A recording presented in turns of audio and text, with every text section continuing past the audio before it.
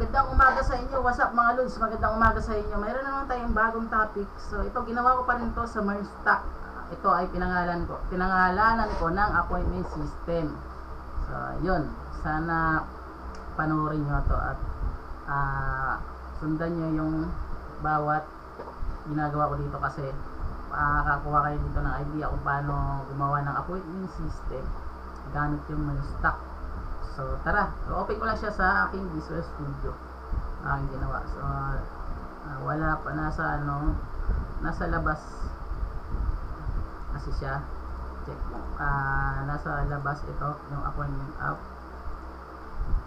Drag ko lang siya papuntang Visual Studio. Yan. So yan. So ngayon iraran ko siya. Open lang ako ng bagong terminal. Ilalag yung terminal, tapos hit lang natin yung mga ilalag. So yan.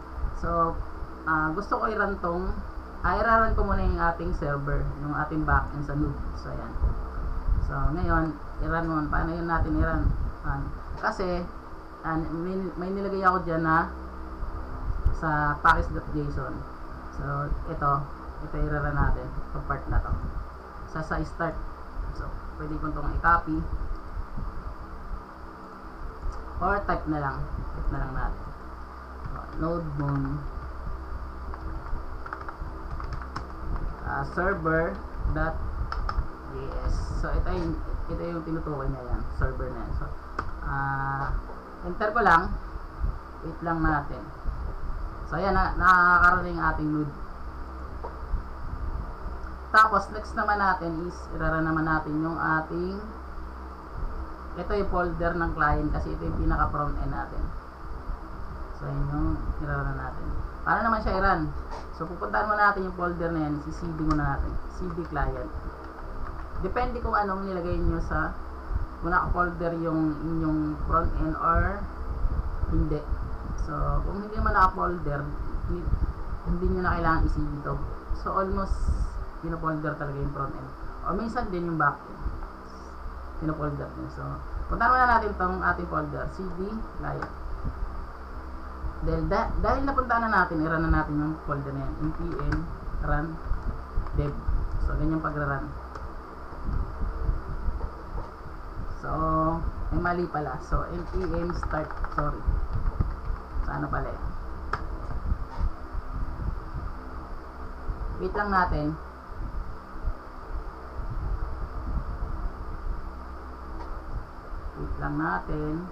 Tagal siya lumabas. So ayan. So nakaroon na yung ating node. So dahil may tayong node dun, every time na nagbago ka dito sa node ng mga code, so automatic, hindi mo na kailangan i-run ulit yung automatic, magra-run na yung node natin. So ito yung ating, di ba? So ayan, ayun na yung ating front end sa login. So pwede ka rin pag-click mo ng register, ito yung itsura ng ating register. So bali dalawa pala yung ating ginawang pang-design dito. So gumamit tayo ng siyempre bootstrap. Hindi mawawala yan. Bootstrap. So ito. Or React Bootstrap. So React Bootstrap. Gumawa tayo ng React Bootstrap at syempre yung ANS. Ito, ANS design. So try nyo rin itong ANS design. So ito, ang ganda siya. So, try nyo rin itong gamitin pang design sa inyong gagawin na webpage or website, project or thesis, ano pa man. So yan, punta lang kayo dito sa component or basa-basahin nyo na lang yun. Kasi syempre almost pag React o tapos ginagamit natin material UI, diba? So ito din ang React, ganda rin naman. Depende sa inyo, marami namang so marami namang pwedeng gamitin para sa React. So almost ito lang, trinay ko lang din to yung ANS. So yan, then yun na nga, ito na yung ating design sa register naman. So mag-register lang ako ng bago Siyempre, open muna natin yung ating MongoDB. Punta lang kayo sa mongodb.com. Ano lang natin, naglo-loading. Check ko muna yung ating. So, habang naglo-loading pa yan, gagawa ko muna ang bagong ano. So, Maria or Cedric. Ay, wag na. Nario. Ay. Luis. Nario.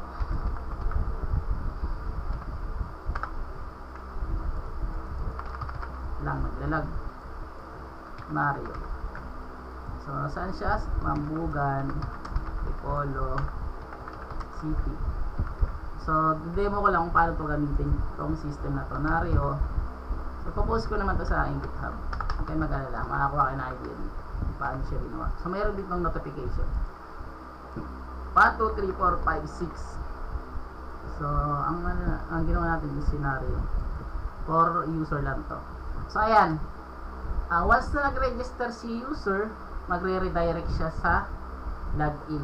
So, kasi ginamitan natin yan ng navigation sa React. Meron kasi yan for package for React Router DOM. So, yan. So, ayan. Open na natin MongoDB, di ba? So, click lang natin itong sign in. Pasensya na kayo, medyo mabagal. Hindi ko alam bakit. Tapos, click lang natin yung nasa inyo kung i-connect nyo sa Google or GitHub. Sa akin kasi is na-connect sa Google ko. Click ko lang itong aking Google.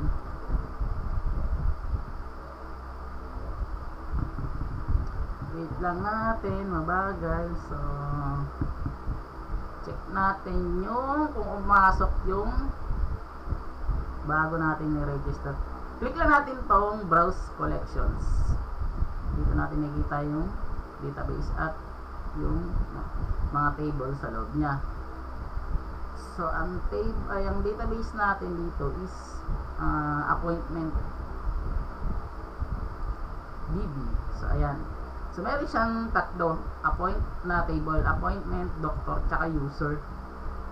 So, check natin dito sa user kung pumasok yung i-register natin bago. So, ito na siya pumasok. Napapansin nyo. Decrypt na yung password niya o naka-hash. Ito. Bali naka-decrypt yan. So, ngayon, ilagay natin to scenario sa user. Lagyan natin yan scenario sa user. So, lagyan natin yung bago natin i-register na scenario. 1, 2, 3, 4, 5, 6. So, click lang natin login. So, ito na yung scenario. So, meron pala akong pumasok siya dito. Ayan, scenario. So, wala pa siyang notification sa kanya. 0. Ayan, home, apply doctor. Ngayon, scenario is dahil mayroon siyang gustong pa-check up sa sarili. Ngayon, mag-a-apply. Punta lang siya dito sa apply doctor. So, ano lang yan, Luis. So, ang kinagandahan kasi nitong ANS, meron na siyang package for validation sa mga field. Ayan, snap. Ano lang natin? Snap natin nar. Tapos Mambugan or Francis Bill siya. Francis Bill. Tapos encoder, experience for almost 5 years. So, bayad sa per check up. Ito, 5,000.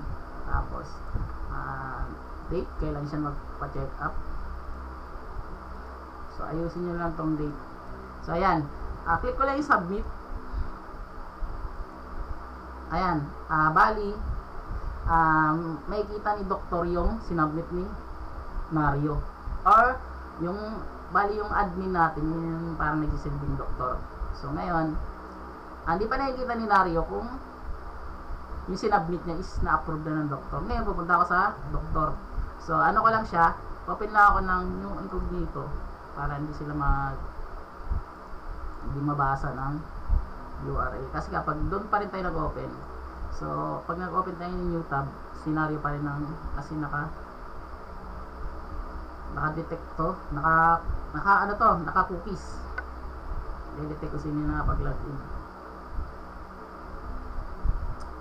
Ngayon, at naka-session. Ayun pala, naka-session. Ngayon,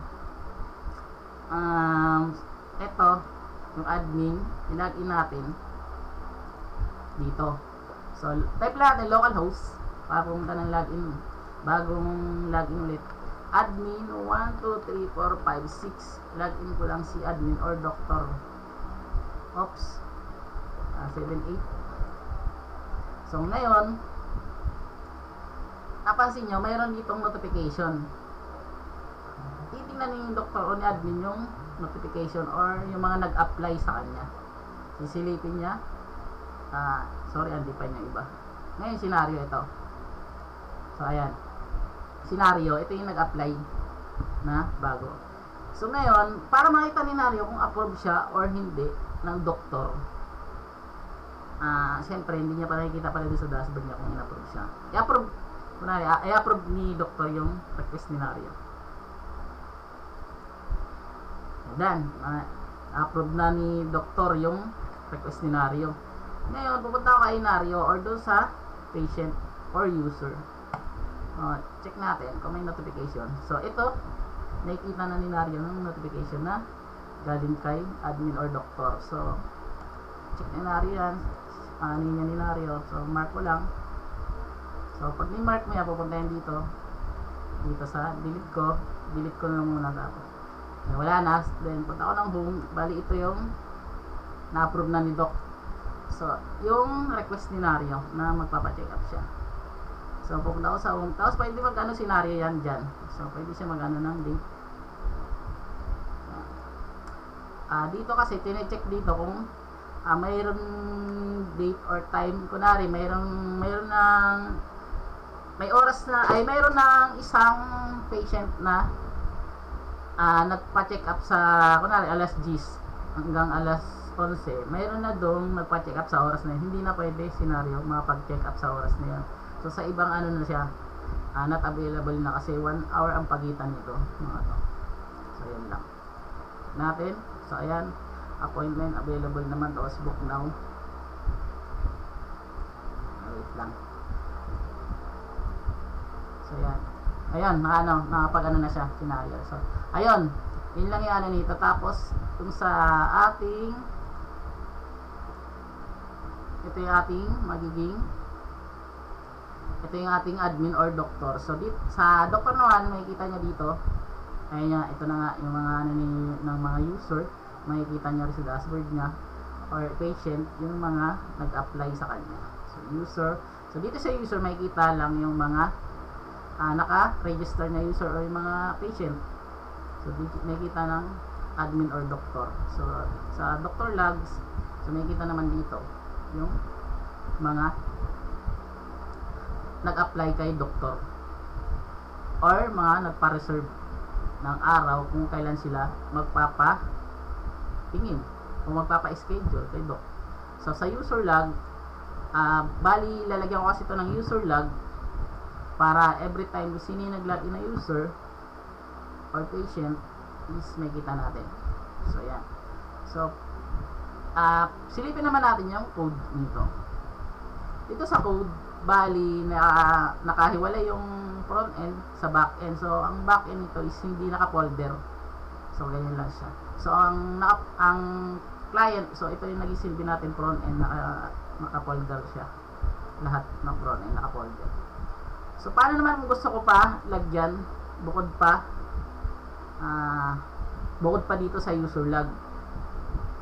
Gusto ko pa mag-add ng additional, kunwari, admin. Bali, mag-a-add ako ng admin o add doctor o yun. Paano gawin yun? So, punta lang tayo dito sa ating, so, X ko muna itong mga to. X muna natin. Tapos, punta lang tayo dito sa ating component. So, ayan, admin. Tapos, doctor. Tapos, pwede ka maglagay dito ng sa loob ng SRC. Yan, SRC. So, pwede ka mag-add ng bago. Wait lang. Hindi siya sa loob ng SRC, kundi sa loob ng page. So, dito tayo mag-add. So, mag-add ako ng bago nari, admin. Yes. So, yan. So, nag-add ako ng bago. Gusto ko kasi mag-add ng admin. So, anong gagawin natin? RFCE. Wait lang. Hindi umano. So, ayan. So, automatic, kapag in-enter ko yan, may default na siya. So, paano lalabas yung ganitong default? So, punta lang kayo sa extension, add nyo lang tong React.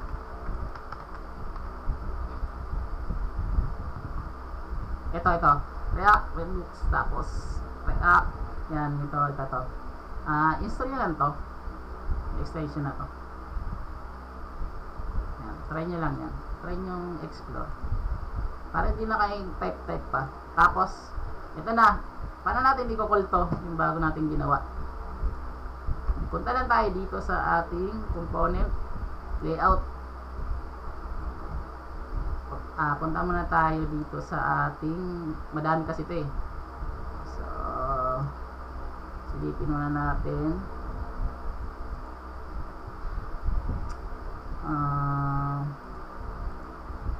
Yung layout. Check muna natin yung layout. Layout. So, hindi pa dito yung hanapin muna natin yung apps. So, dito mag-add muna tayo ng isa. So, call natin yung admin, yung bago nating in-add dito sa app.js. So, paste natin dito, pero pangalanan lang natin ng admin. So, bago to app. So, paano natin tawagin tong bago nating in-add yung nasa loob ng page na yan? Ito. Paano natin tawagin yung admin.js na yan? So, ganito lang. So, nakapansin nyo, hindi na kailangan pang i-type dito kasi kung type, tagal kasi. Hindi nyo kailangan import, gano'n, from. So, si React naman, meron naman siyang, kapag tinype mo lang tong, ang itatype natin is, itong admin na to. Type lang natin pansin nyo, may import nyo na yan. Admin. So, click, piliin nyo itong pangalawa. Admin. So, ko lang, enter. Hindi nag-import. Check natin. Isa pa. Admin. Automatic eh. So, check natin sa taas ko na import yung admin. So, ayan pansin nyo. Ayan. Hindi na kailangan import admin from ganun page. So automatic, i-ano nyo na yung sa taas, ilalagay nyo na once na tinype nyo itong admin. Ngayon, hindi pa natin makikita yan, syempre. Hindi pa natin makikita yan dito. Ito sa doctor side. Hindi pa natin makikita. So, wala pa yung bago nating in-add. Ngayon, punta naman tayo dito sa, ito nga kanina, yung component. So, punta tayo dito sa layout. Dito nyo sa isingit yung, try natin lagay ito. Bago. I-call natin yung ito kasi yung nilagay natin dito is admin. Dapat same sila dito ng name. Admin din. So, ano na natin ito na admin. Check muna natin kung nalabas na. Naka-drawing lang. Ayan. Napansin nyo, ayan na yung bago nating in-add. Yung admin. So, pag yun, pumunta siya sa admin, diba? So, yun yung bago nating module na in-add. So, ganun lang siya. So, gagawa ko muna dito sa kung saan mo siya ilagay sa para lahat sama-sama na nasa isang page. Ito, page na folder. So, sama-sama na sila. So, ngayon dito, itong menu, itong name na to, itong name na to, dito yan. Ito, tinol niya lahat ng mga name na to. Bali, connected siya dito sa mga module na to. Yung home, user, admin. So, ayun yung pag-call niya. Naka-loop siya, mga sir.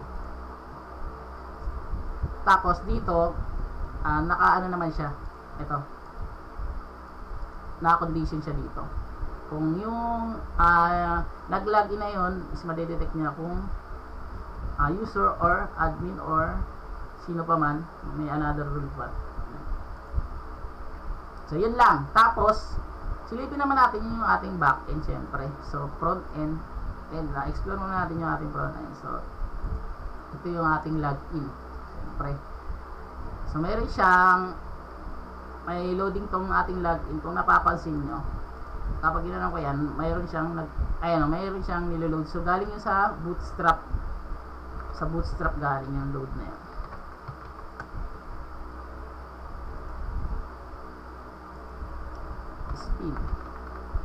Spinner. So ito yung ginamit. So dahil ang default niya is itim, pinalitan nila ng kulay. So ito yung part na to, pwede siyang gamitin sa inyong gagawin React. Pero nga dito parang naka-gray hindi lang makita So yan, ito gamitin sa mga gagawin yung website. Ngayon, i-CSS nyo na lang para maging gitna yung kanyang loading. So, ayan, napansin ko. Mabilis lang kasi. So, ang kinaganda niyan kasi, yung loading na yan, once na walang internet so naglo-load lang siya, naglo-load. Pwede rin naman natin lagyan na, kapag walang internet, pwede natin lagyan na no internet connection. Pwede natin lagyan. So may ginawa naman ako na no internet connection na. So bali, ito naman kapag gusto niyo gumawa ng database, so create ito lang, yung plus create database. So create lang kayo ng database, tapos magano naman yan kung anong table yung ilalagay nyo. So mag-deport lang muna kayo ng table kasi sa merge stack kasi once ka na nag-add na, so kung ano yung mga in-add mo dito sa sa mga model na to, so automatic naman to mag-a-add to doon kahit wala pa doon yung ginawa mong table. So matik kapag nag-add ka, kung wala namang error o okay na, mag-a-add to doon sa, dahil yung database mo dito, kung anong database nilagay mo dito, ang database natin saan makikita? Database dito sa .env. So ito yan. Ito yung pangalan ng ating table, ng ating database. So ito yung pangalan ng buong connection natin. So yan. So gawa na lang kayo ng ganito sa MongoDB kasi tatanggalin ko yan, yung connection na yan. Create na lang kayo ng bagong database dito. So madali na lang gumawa ng database dito sa MongoDB. So connect nyo lang nasa inyo na kung kukonect nyo sa yun nga, sinasabi niya i-connect mo sa Google or i-connect mo sa inyong GitHub yung gagawin. So yan, pag nag-log out ako, ayan. So ito na yung ating front end, diba? So mayroon siyang notification sa loob. Tapos yung ating back end is andito ito yung server natin, pinaka-server natin. So ayan. So API, pwede ka pa maggawa ng panibagong API. Itong API na to is kinocall natin sa front end. So ito. Kinocall natin yan dito. So saan natin yan kinocall? Dito sa SRC, mapapansin nyo meron dito sa page, at check natin yung login. So ayan. Ayan. Ito. Ayan yan. Ganyan lang pag-call sa front end. So galing sa ating back end. So yan. Tap dito sa ating model. Ay hindi. Model. So sa server. Yan. Tapos, mayroon pa yan ditong routes. So ito, routes. Pwede ka pa mag-add ng another routes. Nasa inyo yan kung anong routes ang dadagdag nyo. So pwede ka pa mag-add ng another routes. Kunwari, ayan. Create tayo ng bagong routes. Kunwari, admin routes para isa lang yung naming convention nila. May mga routes sa ayan, routes, di ba? Admin, yan yung bago nating in-add. Tapos i-call mo lang dito sa server pero ayan, i-call mo siya dito sa server. So, yun lang yung bago mong yun, Tapos kung gusto mo tawagin to sa front end, anong ilalagay mo dito? Kunwari admin. So ito, doctor routes, kasi pwede i-import na natin yon sa routes yung bago nating ginawa. So anong pang ipinangalan natin doon? Admin routes. So palitan mo na ito na admin routes. Yan, ganyan lang. So isayin na lang natin yung So, ganyan lang. Gawa ka ng mga multiple routes na tapos, i-call natin yung dineclare natin dito na calls o variable. Copy natin, paste natin dito. Diba? So, napapansin nyo, ayan, nag-error yung ating load. Pero, dahil wala pa kasing laman yung ating routes. So, pwede ka kayo mag-copy dito na para dahil meron naman kayo existing, pwede kayo mag-copy. Copy natin muna ito. Saan yung admin? Paste ko dito, tapos, tanggalin lang natin to muna. Tanggalin ko lang lahat to. Dami, no? Yan. So, napansin nyo, hindi na ulit nag-error yung ating backend sa node. Hindi na nag-error yung ating server sa node. So, yan, di ba? So, ganun lang. Pag gumawa kayo ng multi-routes at ito, i-call nyo na yung routes na ginawa nyo dito sa server. Para naman gusto kong gumawa ng panibagong table, saan naman ginagawa yung mga bagong table? Punta naman kayo dito sa models pala. So, pangalanan naman natin ng admin. So, nasa inyo na yan kung anong mga folder ang nais nyong gawin. So, parang ito kasi yung pinaka-common na para hindi mo makalimutan, sundin nyo na lang yung ganitong style. O pwede naman controllers, iba-iba yan eh, nasa inyo na yan eh. Anong pangalan nyo sa folder. Basta makukonik-connect nyo sila. So, models, admin models. So, ganyan. .ps. So, yan. Meron na tayo. Copy lang tayo ng isa dyan. So, copy ko lang to. Kunwari, ito. Gusto ko lang dito is dalawa. Muna. Gusto ko lang is yung kunwari, username, me, admin, password, yun lang. Gusto ko ganyan lang. Password. Yan, gusto ko ganyan lang i-save ko doon sa table. Ngayon, ito naman yung ano na to is, ito yung bali magiging table mo doon sa yung MongoDB dito. So, tatlo kasi table natin, appointment, doctor, tsaka user. Magdadagdag tayo nga. So, pangalanan ko lang ng admins, ganyan. So, itong ano na to is, kung anong dineclare mo dito sa top, kunwari is, yun nga, admin to, para madali siyang matandaan for admin. So, copy lang natin itong tsema-tsema na yan. So, paste natin dito. So, ito namang appointment, ano na to, is, isay mo na lang dito. Admin. Admin. Model. So, copy natin yan. Naglalag, wait lang. Naglalag yung ating Visual Studio. So, yan. Ganun lang siya. Naglalag yung Visual Studio ko. So, yan. Tapos, ito yung ating yung Visual Studio. Naglag, oh. So, ayan. Ito na yung ating ginawa. So, admin. Paste mo dito. So, itong calls na to, ginawa natin bago. Copy na natin yan. Paste natin dito. So, siyempre, i-call natin to. Itong ginawa natin bagong model na to, admin model. So, natin tatawagin yan. Punta na naman tayo dito sa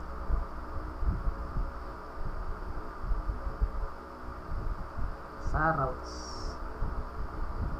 So, ayan. So, dito mo siya tatawagin, mga sir. So, kunwari, dito ka gagawa sa admin. Kasi dito nga, di ba, admin. I-call mo yung ginawa mong models na yun dito. So, kunwari, tanggalin ko muna ito. Tanggalin ko muna yung isa. Ayaw ko nung gusto ko, ano lang, ang tatawagin ko yung admin lang. Admin model. So, yan. Ganyan lang siya. Ganyan lang pagtawag. So, napapansin nyo, every time na naglalagay tayo ng bagong code, is nagre-refresh yung ating server kay Node. Dahil kay Node yun. So, para malaman nyo saan ba na-install yung mga yan, yung mga package na yan, ang npm. So, dito, npm, ayan ito, sa npm. So, sobrang halaga nitong mga to. Dito. basa-basa kayo dito sa NPM na to. So ayan, marami siya, libre siya. So ayan, kunwari install nyo lang to, Bcrypt. Gusto nyo install sa gagawin yung bagong system gawa sa Microsoft, gagawin nyo is ito, install nyo yung NPM Bcrypt. So pwede, ibig sabihin ng install, so ano lang niya, exe. Pwede naman literal na word na install. So ito naman matik na sa kanya, nababasa na yung word na ang katambasan nitong I is install npm Bcrypt. So pag kinapin mo yan, dahil ano naman yan, yung ibig sabihin ng Bcrypt na yan is i-bcrypt yung ito yung password. So ito yung tinutukoy niya. Kung gusto mo i-hash, so install lang kayo ng Bcrypt kung gusto niyo i-hash yung password. So connected siya sa need mo siya kay register, syempre kay lalong-lalo kay login. So silang dalawa sa password is naka-Bcrypt. So pag add at pag call sa login ng password. So yun, explore nyo lang, ganyan lang paggawa. Tapos so dito sa mga package.json nito, dito nyo makikita yung mga pinag-i-install ko. Ito .env, Bcrypt. Ito, dalawa nga na ano ko. So, ito yung ginamit. Tapos, Axios, NodeMoon, Mongoose. So, Mongoose 4. Para makakonect tayo kay MongoDB, MediaC, Mongoose. NodeMoon ito para magre-refresh automatic yung ating server. Yan natin kailangan i-refresh na. Kasi pag wala to, may mga binabago tayong code. Need mo ulit i-restart yung ating server or need mo ulit i-run. Exit to tapos run mo ulit. So kapag may NodeMoon, automatic. So kapag sinave mo ay nag-save ka dyan, so automatic nagre-refresh ito nga NodeMoon na to. Hindi na kailangan natin isang i-run ulit yung exit tapos i-run ulit yung NodeMoon server na. So yan, Bcrypt, Axios.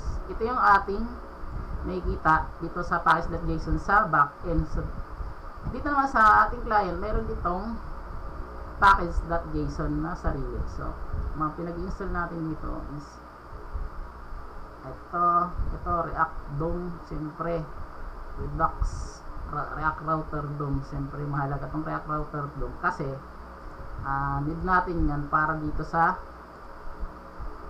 React Router DOM. Ito to, kung saan ka pupunta, so na-navigate nya o nalilink nya saan gusto mo pumunta. Sobrang halaga ng React Router DOM na yan.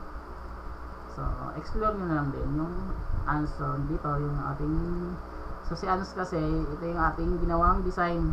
So nga, yung ANS mayroon din kasi siyang ini-install na package dependency. So mayroon din siya. So explore nyo na lang si ANS get. So mayroon dito, may ini-install yan. Mahanap saan ba na development. So, ito. So, ito. So, nasa inyo yung gamit kayo ng npm yarn, pn. So, bali, di ko pa ito nagagamit yung pm. So, pn na may pm pa. So, ang nagamit ko lang dito, almost npm tsaka yarn lang eh. So, ayan.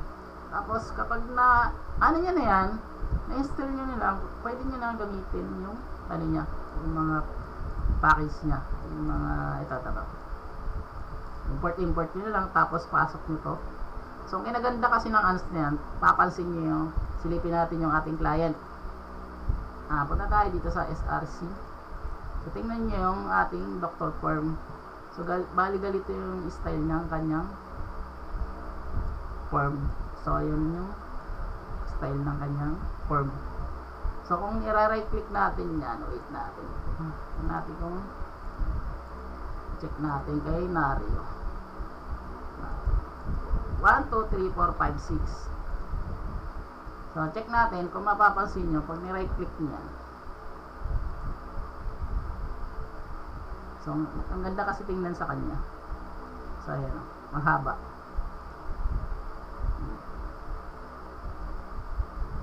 Diba? Ang gulo ng pag tini-right click niya. Ayan o. So, ang haba ng mga code. Kala mo, ginawa mo siya sa Tailwind CSS. Napaka haba ng mga code. Pero, dito lang yan. Okay? Sa component. Punta lang kayo dito sa component. Kunwari yan. Punta lang kayo na for yung input. Ayan. May basa-basa lang kayo dyan. Ito, ang dami niyang pwede mong gamitin sa kanya. Maraming mga component. Apply nyo lang. So, ano nyo lang. Tapos, pwede nyo show yung password, di ba? Hindi na kailangan manumano ng PCSS. So, yan. Yun yung ginaganda niya. So, ganun lang din. Yung pag-add ng ano. So, pupunta kayo dito. Iti-test nyo lang yung ginawa sa node. Yung API nyo doon. So, pwede nyo i-test. Either, at Insomnia kasi ginamit ko. Hit. Binablock kasi naka-exe kasi ito eh. Hit. Nawala. Ayan, pwede mo siyang i-run dito yung mga ginawang API. Hindi lang to. Pwede mo rin dito sa Node Moon. Bigat kasi ito eh, Node Moon eh. Ay, Node Moon tuloy. Bigat kasi itong ano, Postman, sorry, Node Moon tuloy. Mabigat kasi ito sa ano, bigat sa RAM. Kaya, copy sa akin si Ginagawa mo? Meron din naman, isa pa, dito sa Thunder Client. Meron ding pang-test ng API dito sa Thunder Client. Install nyo lang, Thunder Client. Ayan. Install nyo lang dito, extension, Thunder Client. Meron siya, pwede ka mag-add ng mag-new request ka. So, parang ganun lang din. Parang Postman lang. Test nyo yan. Pwede nyo gawin sa Laravel o ano. Ito, may stock. So, yan. Ganun lang. Ganun lang yung ano. So, pag di-run mo to, yung React, yung client na folder, pag ni-run nyo itong client na folder, type nyo lang yung npm start. Nasanay kasi sa npm run dev dun sa React Byte. Yan. Tapos, doon naman sa pag niran nyo naman yung server, kasi dalawa nga niraran yan, yung node server, tsaka yung client.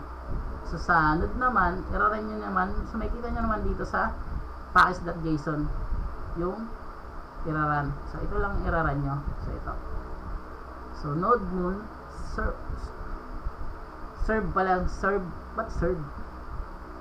Dapat to server. So, yan. Server.js. So, natanggalan ko ata siguro ng S. Ay, ng app. So, yan. Server.js.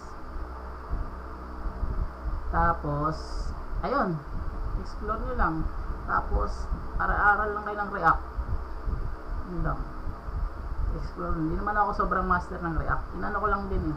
Kasi na-curious. Gusto ko rin kasi mag-aral ng React. Merstack.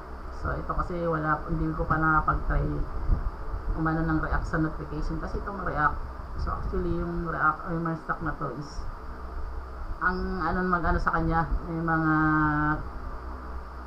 so hindi katulad ng mga queries, need mo siyang gumamit ng inner join, mga left join, gano'n. So, ito kasi back-end mo siya titirahin eh. Ganito ang sa kanya. Punta tayo sa routes. So, napapansin nyo dito, parang magpapasa ka ng link doon. So, para maklik. So, ganito po yung kanyang style doon. Wait lang. Where na you? Hanapin lang natin. So, ayan o, magpapasa ka ng path. Magpapasa ka ng path. Nasa inyo na lang yun kung paano siya. Para parang nakapag-joining kayo ng mga table. So, pasa ka ng path. So, itong path na to is clickable to. So, pwede na itong ipapasok mo lang to doon sa table ng MongoDB. Tapos, pwede na ito maklik. Pwede ito tawagin itong path na yan. Yung silid mo yan. So, yun. Tapos, yan. Gawa lang kayo ng maraming routes. Call nyo lang to. So, may isa pa akong style nung paggawa ng ito kasi parang madumi yung tingnan eh. So, yung isa kong ginawa, mas malinis yung paggawa ng pag-call ng API. So, yun talaga maganda siya. Yun ang gusto kong sundan, yung ginawa kong isa. So, ito lang din yung isa kong style na ginawa. So, mayroon siyang middleware. Create ka ng middleware. Itong middleware na to. Nakakatulong kasi to para yung gusto siya shortcut. Ibig sabihin ng middleware na yun. Kunwari, kung gusto kong pumunta dun sa yung kanina? Boom. Parang gano'n. So, hindi. Kasi may login eh. So, ayan. Oops. Natanggalin natin login. So, automatic, ibabalik ka niya sa login yung middleware. So, hindi ka niya irerekta doon. Kunwari, admin, irerekta ko. Hindi ako nakapag-login. Rekta ko, punta doon sa dashboard na admin. Sisipain ka nung middleware. Pabalik dito sa login. Sabi, uy, mag-login ka bago ka makapasok sa loob. So, parang ganun. Uy, mag-ano ka? Hindi ka pwedeng ganyan si Morcat. So, kasi tinitest lang kasi nun nung iba kung talagang secure din yung ginawang website or ano pa man. So, ganun lang ginawa. So, ito, ipapost ko nga ito sa aking GitHub para maaral yung code kung paano ba gumawa sa Mernstack ng appointment system.